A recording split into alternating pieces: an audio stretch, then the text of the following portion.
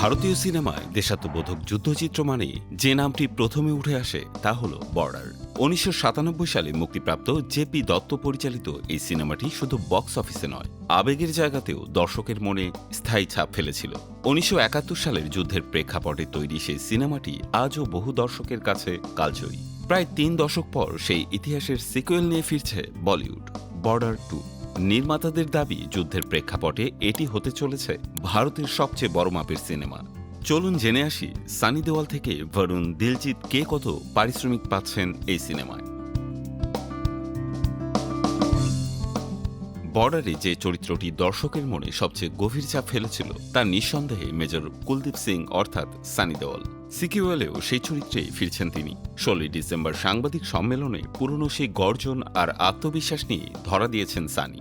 শোনা যাচ্ছে এই সিনেমাতে সবচেয়ে বেশি পারিশ্রমিকও তিনিই পেয়েছেন। গত বছর গাদার ২ এর জন্য প্রায় ৫০ কোটি টাকা নিয়েছিলেন সানি দেওল। বর্ডার ২ এর ক্ষেত্রে অঙ্কটি তার থেকেও বেশি, এমনটাই বলিউড সূত্রের দাবি।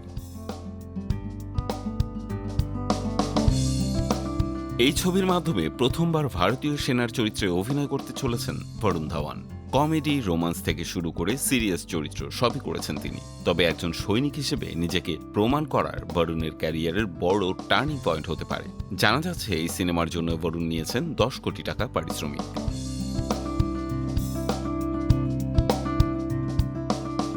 বর্ডার ২ এ গুরুত্বপূর্ণ চরিত্রে থাকছেন রশ্মিকা মান্দানা। দক্ষিণী সিনেমা থেকে বলিউড যেখানেই পা রেখেছেন, সাফল্য তার সঙ্গী হয়েছে। তিনি সরাসরি সেনাবাহিনীর ভূমিকায় থাকবেন নাকি কোনো সেনা অফিসারের পরিবারের সদস্য তা এখনো স্পষ্ট নয়। এই সিনেমার জন্য রশ্মিকা পারিশ্রমিক নিচ্ছেন প্রায় ৩ কোটি।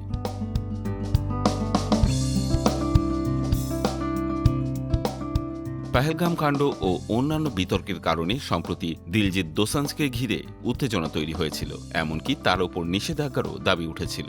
কিন্তু বর্ডার ২ এ প্রায় ৮০% শুটিং ইতিমধ্যেই শেষ হয়ে যাওয়ায় প্রযোজকদের জন্য তাকে বাদ দেওয়া প্রায় অসম্ভব হয়ে পড়ে।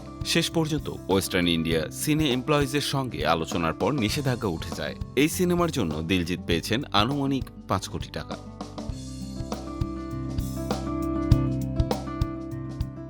মূল বর্ডারে সুনীল শেট্টির সৈনিক চরিত্র আজও স্মরণীয়। সেই চরিত্রের উত্তরাধিকার হিসেবে এবারে সেনার পোশাকে দেখা যেতে পারে তার ছেলে অহান শেট্টিকে। তারপের পর অহানের ক্যারিয়ারে এটি দ্বিতীয় বড় সুযোগ। তবে তার পারিশ্রমিক নিয়ে এখনও নির্মাতারা মুখ খোলেননি।